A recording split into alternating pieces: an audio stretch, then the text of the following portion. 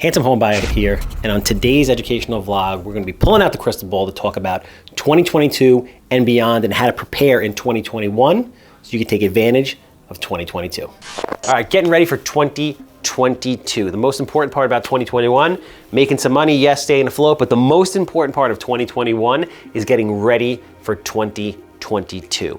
2022 and what we're going to talk about in a minute, I think is going to be absolutely insane. So you want to make sure that you're prepared, and I also want to explain to you why 2022 I feel is going to be nuts. So let's go through the points, all right? Why will 2022 be nuts? Evictions are back on, hopefully. Eviction moratorium is set to run out. Probably they'll extend it till July 1st nationally. At that point, my team feels like everybody who wants to be vaccinated will have been vaccinated, and the government at that point can't really extend this thing any further. It's nuts that it's gone on this far. It's go time. So evictions are going to be back on. Once evictions are back on, it's just going to start the whole flow of everything. Auctions are going to be back on. They're going to coincide, right? So obviously banks haven't been able to foreclose on anything that was occupied due to the eviction moratorium. Things that are vacant have begun to get auctioned off maybe like a month or two ago. So it's trickling out. But obviously there's absolutely little to no inventory. When these two things click back on, you're finally gonna start to see movement in the market. Now, a lot of people might say, Charles, does that mean that prices are gonna plummet? Obviously it's market specific. If we're talking about Long Island right now, it's not gonna be an issue because we are so starved for product. Last I checked, we were under 30 days worth of inventory, which is absolutely insane. And again, these things, it's not like this is gonna turn on and all of a sudden there's gonna be shit ton of houses that just come out into the market. It doesn't work that way. Real estate is like a slow moving ship. It takes time. So you're gonna turn the faucet on, yes, things are gonna start to flow, but again, there's massive demand, especially in Long Island and the suburbs around the country, especially since we didn't build enough over the last 10 years with everything that's going on. So I think there's gonna be plenty of demand to support the new inventory that's coming on and be better for the ecosystem. World is coming back to life, right? Even though you have really low interest rates, which is great, but now people are gonna be getting off unemployment because thank God that the enhanced unemployment is gonna run out in September, I believe, towards the end of the year. So people are gonna start going out. Restaurants, places are gonna start opening back up again. There are already talks about an increase in hiring, a decrease in unemployment, low rates through 2023. The Fed is already committed to low rates all of this year, next year, and into 2023. So that means you're gonna have historically low rates, 2s, 3s. It is super, super cheap. You get a big bang for your buck right now if you're going to buy a house. People spending money. Obviously now as people go back to work, right, and the world opens up, people feel safe. They wanna go out to restaurants. Think about it, 100 years ago, roaring 20s, it could be the roaring 20s all over again.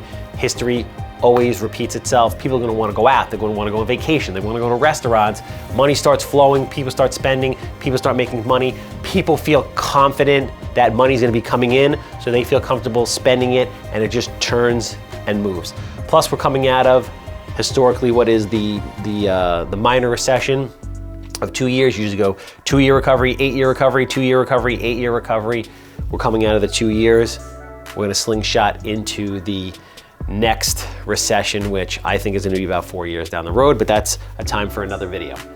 All right, people still want out of the city. So if you're talking about suburbia, if we're talking about specifically Long Island or the suburbs around the country, people still want out of the city.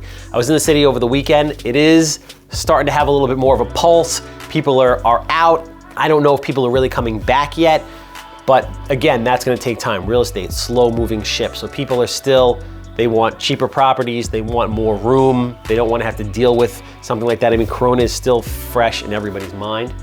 And like I said before, there's very, very, very little inventory. There's so little inventory that it is gonna take a significant amount of time to build that up. And even before COVID hit, there wasn't a lot of inventory either. It was about 3 months worth of inventory, which is very, very, very, very low. The turning point between a buyer's market and a seller's market is typically 6 months worth of inventory. So under 6 months, you're in a seller's market. Over 6 months, you're in a buyer's market. It favors. So now that we know why it's gonna be nuts, the question is how to prepare. It's like, yeah, Charles, it's great. We know it's gonna be crazy, but how are we gonna put ourselves in a position to succeed and make money and take advantage of that? So these are the things you wanna do. How to prepare. Infrastructure. Infrastructure is super important, meaning what is the back end of your business that is able to propel and support? You know, is that hiring?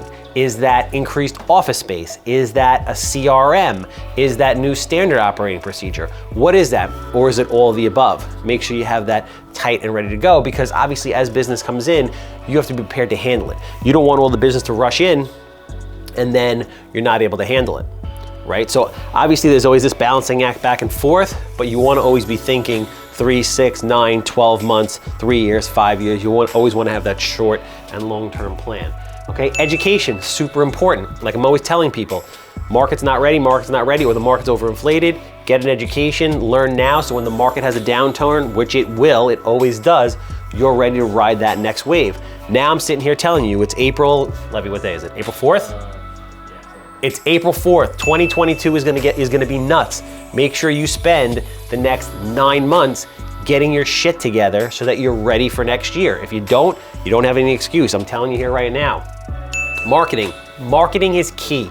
He or she who has the attention gets the business. So get the social media popping, the mailers popping, get out there with your PPC, your SEO, whatever it is, get out there and start branding and marketing so people know who you are, all right? Funding sources, right? Now you have deals coming in, you don't have any money.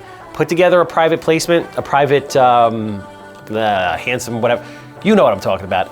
Put together something that you could send to investors, a pitch deck of some kind that shows them that you're capable, what your business model is gonna be, and that you are going to get their money back to them, most importantly, but even more importantly than that, you're gonna make them a return above and beyond that. So you wanna have a mixed blend. You wanna go to some institutional private money lenders and talk to those guys. This way you have that there. And then you wanna raise private money from regular people, and which could be anybody out there on the street.